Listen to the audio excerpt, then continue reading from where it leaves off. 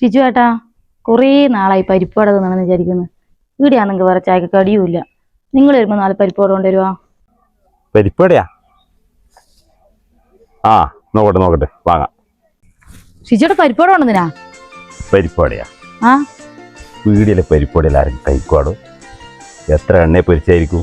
നമ്മുടെ ശരീരത്തിന് മോശമല്ലേ അതല്ലോ. ഇതാ പരിപ്പ്, നേരെ അകത്തുകൊണ്ടുപോയിട്ട് നമുക്ക് പരിപ്പുവട ഉണ്ടാക്കാം.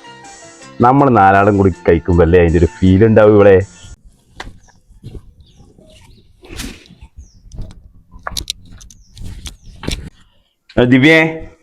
ദിവ്യേ, ഞാൻ ആ മിഞ്ഞാന്നിട്ട പുതിയ നീല ഷർട്ടില്ലേ, അതിനെടുത്താ അലക്കിനാ നീ? ദിവ്യേ, ഷർട്ടല്ലേ? ആ, ഇതാ നലക്കൽ. ഇത് നിങ്ങളെ ഷർട്ട്. ഇതെടുത്ത് ഇങ്ങനെ വെച്ചിട്ട് നല്ലോണം അരച്ചാൽ, നല്ല ഫീൽ അരച്ചാൽ നല്ലോണം വൃത്തിയാവും. ഒന്ന് ട്രൈ ചെയ്യും. ഓക്കെ?